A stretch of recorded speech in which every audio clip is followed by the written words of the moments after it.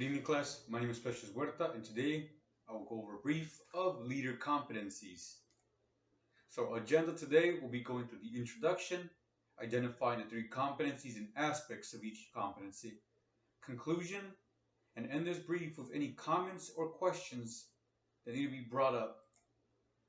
Right. So, our introduction.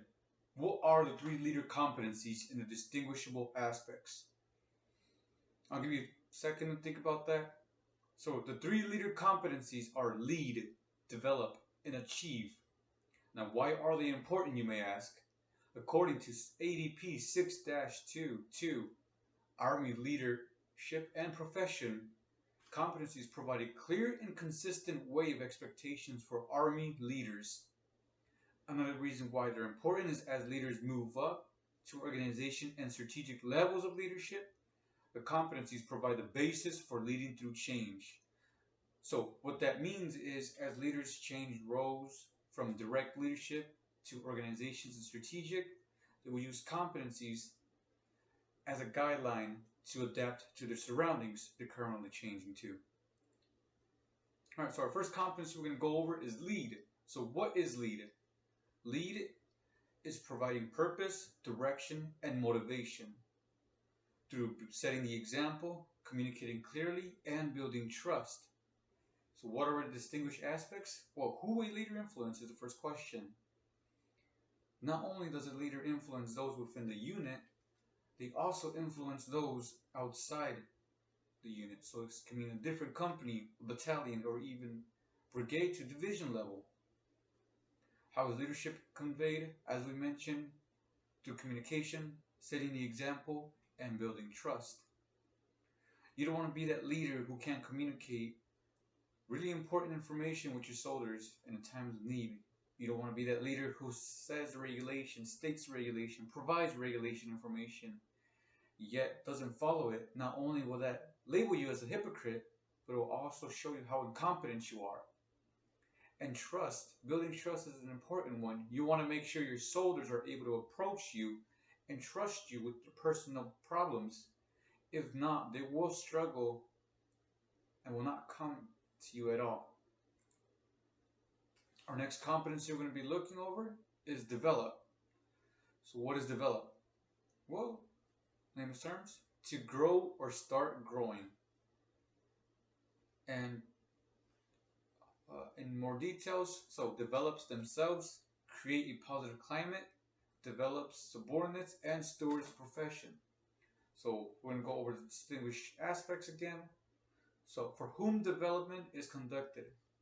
As we said, subordinates, yourself, and the climate. So subordinates, of course, you want to make sure your soldiers, or just soldiers in general, this includes your seniors and peers, are developing. You want to encourage them. You want to tell them, hey, I see that you're really serious about this career. You should really looking forward into this. For example, college, getting a degree, expanding the military training. Positive climate is an important one. A current pandemic, the Army is having an issue is sharp sexual misconduct throughout the Army. And that's because leaders failed to implement a no tolerance against sexual misconducts within units, creating a climate where victims will not approach their leader because of what they're establishing in that unit. So that's a really important one. Sure, the other two are also equally important. And as we go on through this presentation brief, you're going to understand that each one plays an important role for the other competency and how each competency will start relate to one another. Right, another thing to look at is time horizon for development. We use a form, a DD 4856, to track the soldier's progression. We want to document everything. We want to document what they want to do. For example, you want your soldier to get on corresponding courses. So you document that in a counseling form saying, I need this soldier to complete this certain hours within this time. That's an example for time horizon for development. Another Another competency we'll be looking at is achieve. So what is achieve? To put it in short, it's to get results. It literally what it means. Execute, adjust, and get results to accomplish tasks and missions on time and to standard. Accomplish tasks and missions on time and to standard. So this means you cannot leave a mission to be accomplished in a different set time, and you can't complete a mission without following the standards. What are its aspects? Well, leadership actions most related to outcomes. So one thing we always do in the Army, or we have to do in the Army, is conduct an AAR after a task. We want to find out what was supposed to happen, what really happened, what can improve, and what did we identify that might help us improve this similar task or other task in the future. And through this process, we start identifying individuals who are really efficient in the roles they've been assigned to, as well as individuals who are not efficient to the roles they're assigned to. And that's part of the achieve competency. We want to start, seeing who and what worked. So next time we conduct another similar mission, or just a whole different mission, we understand or we know what to implement to execute this mission proficiently. Right, so in summary, leadership competencies are important for the development of the leader and organization.